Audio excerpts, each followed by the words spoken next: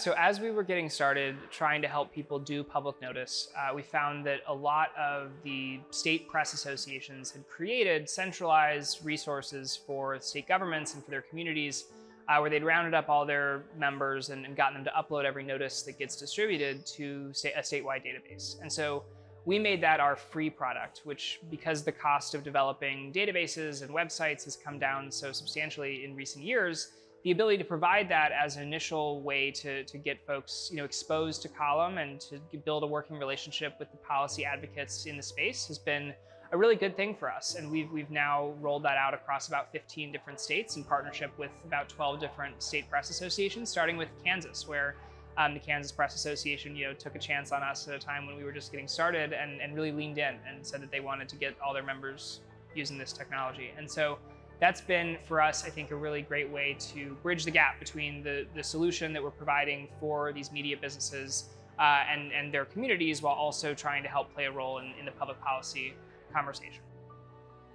My name is Hentschker, and I am the CTO here at Column.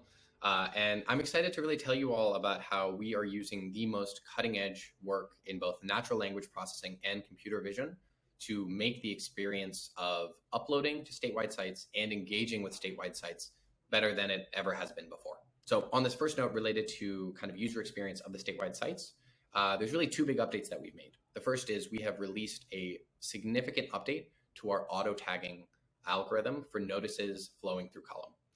Every single notice that is uploaded to a statewide site hosted by Column leverages natural language processing algorithms that we wrote to assign a category to it.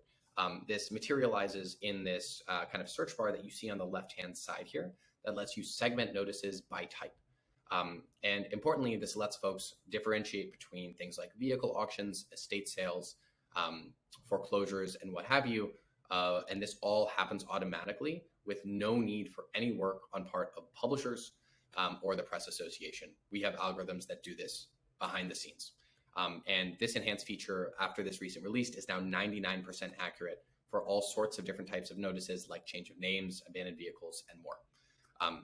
And we're really excited as we believe this makes the sites that we have significantly more usable and advanced than what we're seeing with some of the government websites who are seeking to do the same thing.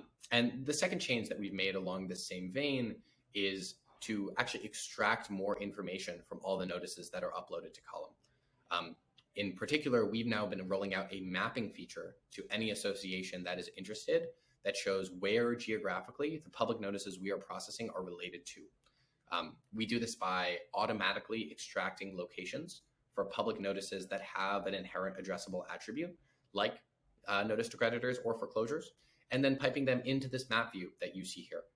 And I think what we're particularly excited about on this front is it takes the information contained in public notice out of the realm of just text and actually lets people see exactly what relates to their own lives, to their own communities. And again, we think really reinforces this idea that the reason to work with Column and the print industry in this work in managing these public notices is because we are making the experience of engaging with this information more valuable and better than the government ever could. And lastly, I want to talk about features we're releasing to make it easier for members of press associations to upload information to these statewide websites. We know that there's a lot of folks who are able to manage XML feeds that will send structured text with a bunch of tagged information to Column and get really perfectly formatted data onto these statewide sites. But there's also members who aren't able to and may not have the technology resources to manage that full upload pipeline. And in this instance, we've actually built out computer vision algorithms that only need the printed page from these publications and will automatically segment out the portions that contain public notices. So previously, when you were working with Column or other providers, the entire page would go up on the site.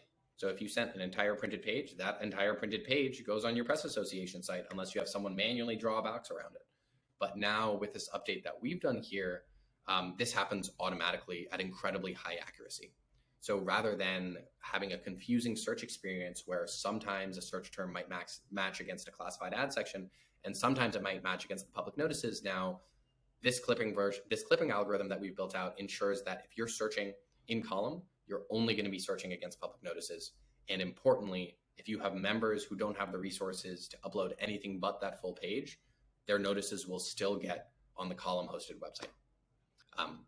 And so that's what we've been working on. I think in both of these instances, we're really excited to kind of better support the users of these end sites, the people in communities who rely on public notice data, as well as publishers, to make it easier and simplify the process of getting their notices onto this statewide site.